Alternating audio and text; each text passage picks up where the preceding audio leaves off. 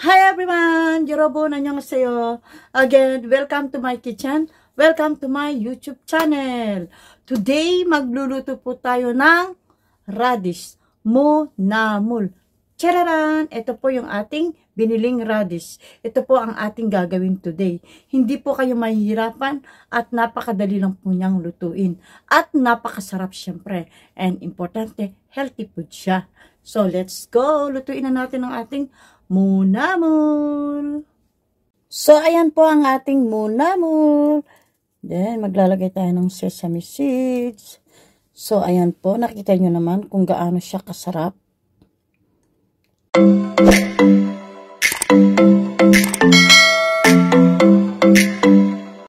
Oops! Bago tayo magluluto, guys, maraming salamat po sa inyong panonood ng aking video today. Samahan niyo po ako mula sa umpisa hanggang matapos ang ating lulutuin. Siyempre po sa lahat po ng mga hindi pa po nakapag-subscribe ng aking YouTube channel, please subscribe na po para ma-update ka sa ating bagong videong i-upload. And siyempre po para makasama kita sa journey ng aking YouTube channel. Maraming salamat po and let's start! Magluluto na tayo ng munamul.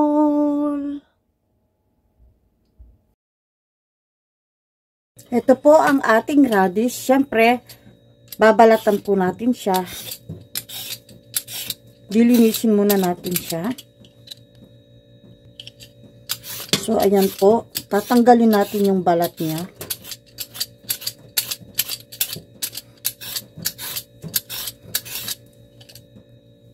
So, ayan po. Ngayon, aalisin natin ito.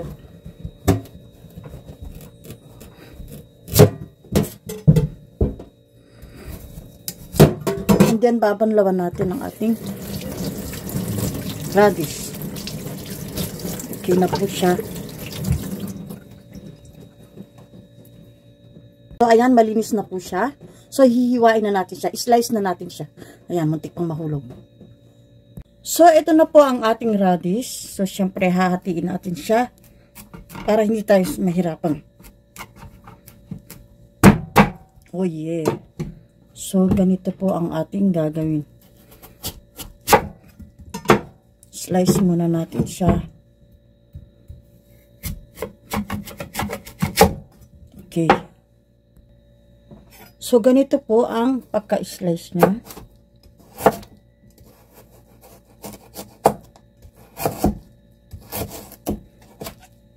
So, kailangan ganito po, kanipis.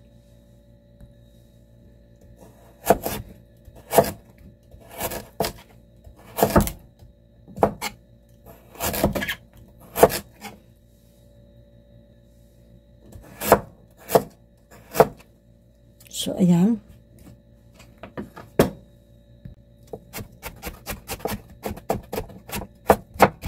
Para tayong gagawa ng musengche. Kaya lang, ang musengche po hindi niluluto. Ito naman, iinitin natin siya. So, ganito po siya. So, lahat ng ito, hihiwain natin, guys.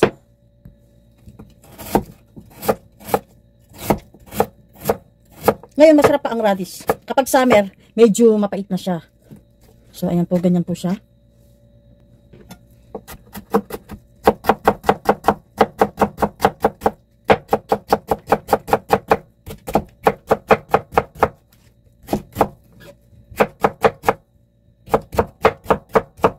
Napakasarap po nito.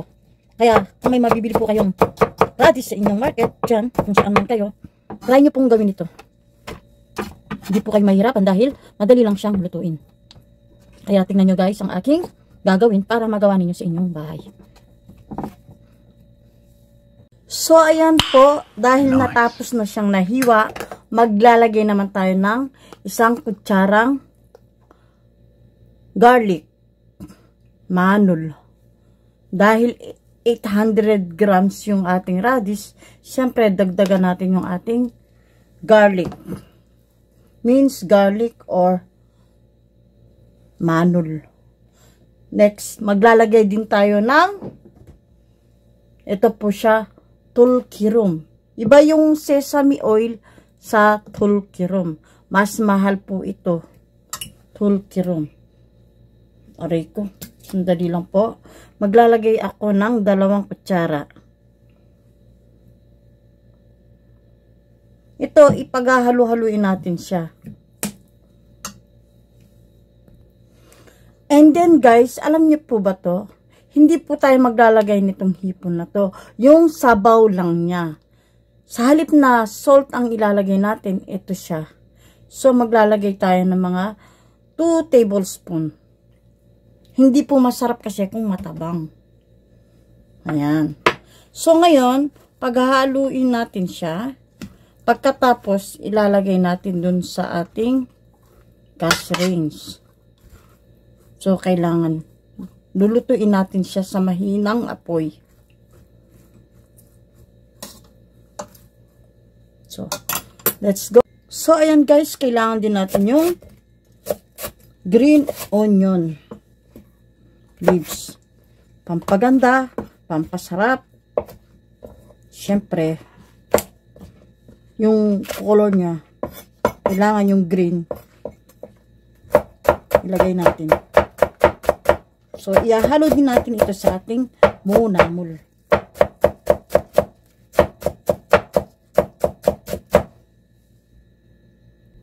So, ayan po, mamaya ilalagay natin yan kapag malapit ng maluto yung ating munamul. So, ayan po, maglalagay po tayo ng kaunting bechin bago natin siya lulutuin. So, tinransfer ko siya sa medyo malaking lagayan. And then, tatakpan muna natin ito. Dahil lalabas yung tubig niya. So, kailangan yung apoy mahina lang. So, ayan po. Mahinang apoy lang. Dahil hindi po pwedeng masunog ang ating radish. So, tatakpan po natin yan. Tapos, after ilang minutes, i-check natin siya. So, hayaan lang muna natin guys. Ayan po, after 5 minutes, i-check natin ang ating radish. So, kailangan po, tingnan nyo, umuusok naman po siya. Then, dahan-dahan po natin siya. Anong tawag dun? Anong tawag dun? Ay, patay. Ayun na. Aray ko. So, ayan po. Dahan-dahan po tayo. Babalik ta rin natin siya. Babalik ta rin. Aray ko. Yung sa baba, ilalagay natin sa taas. So, intindihin nyo na lang po yung Tagalog ko. Dahil Kapampangan, medyo hirap tayo mag-Tagalog. Oh, yeah. So, tingnan nyo guys. May tubig po lalabas yan. So, ngayon, gagawin natin yan. O, tingnan nyo po. Ayun o, may tubig po siya. Kailangan mawala yung tubig na yan. So, ngayon, tatakpan na naman natin siya. Para natin lang siyang in-steam. Parang ganun. So, cover natin siya ulit. So, i-check na naman natin mamaya. So, ayan po, pangalawang beses, i-check na natin ang ating spinach. So, nangangamoy po siya. I mean, ang sarap ng amoy. So, naaamoy mo yung radish talaga. Tapos, yung tulkirum niya, yung sesame oil. So, ayan po. So, babalik ta rin na naman natin siya. Dahan-dahan lang. Nagkakaroon siya ng tubig kaya kailangan gagalawin natin siya. So, isang beses na lang siya tatakpan ulit. Tapos mamaya titikman natin yan. Kailangan maluluto yung ating radish. Dali lang po. So, ayan po. Siyempre, gagalawin natin siya para maluto yung sa baba. Yan.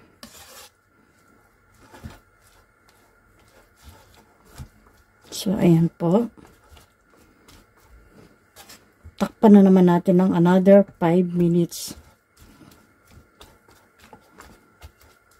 Hindi po masarap pag overcook. So, takpan natin ulit. Charara! Bye-bye ulit. See you later. So, ayan po guys. I-check na natin ang ating namul. So, paghahalo-haluin na naman natin siya. Wow. So, titikman po natin yung kanyang sabaw. Siyempre, hindi naman po masarap yung maraming sabaw, pero yung exact lang. Tikman po natin.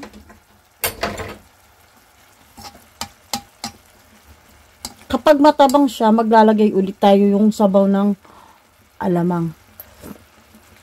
Wow, ang sarap. Pero, kailangan pa natin maglagay ng kaunting, konti lang.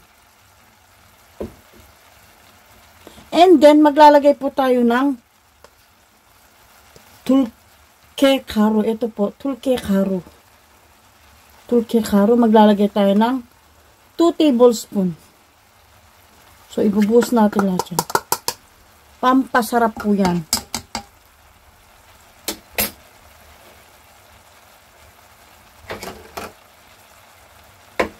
So, ihalo natin siya. Wow, so yummy. Yung amoy po niya, ang sarap talaga. Naaamoy ko yung radish niya. Napakadali lang po niya. So, bumili na kayo na ng radish. Kahit wala kayong, halimbawa sa Pilipinas, wala tayong tulke karo.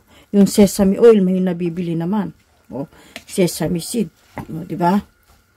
So, ganito po siya. And then, ilalagay natin yung ating green onion leaves.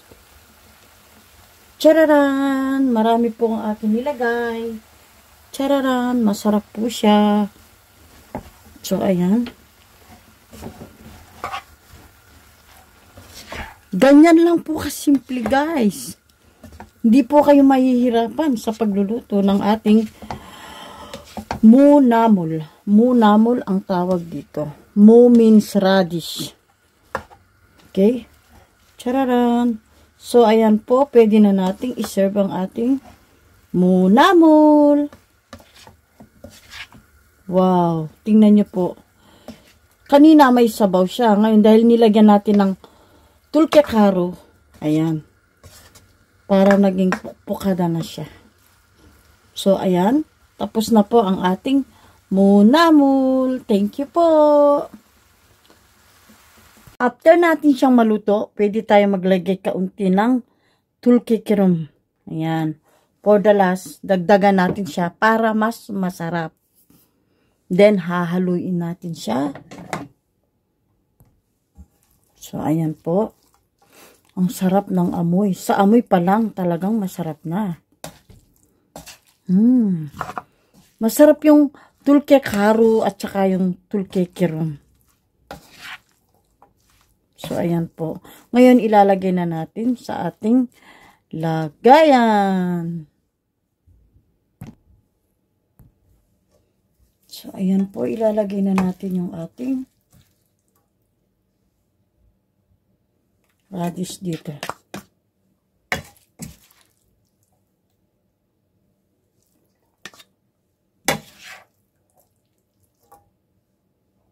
Wow! Talagang super, super yummy yung amoy. 정말 맛있어요. 냄새가 아주 좋아요. 좋은 냄새하고 그 다음에 맛있어요.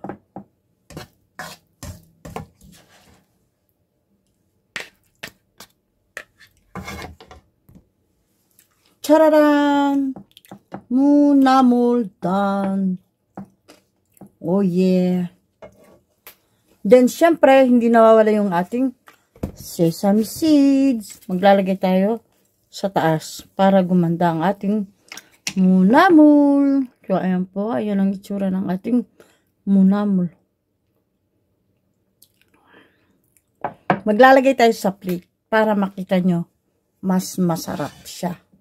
Ayan po mga ka-kitchen, nakita nyo naman po na hindi mahirap lutuin ang ating monamol. So easy, pero napakasarap po niya. Kaya subukan ninyong gawin sa inyong bahay.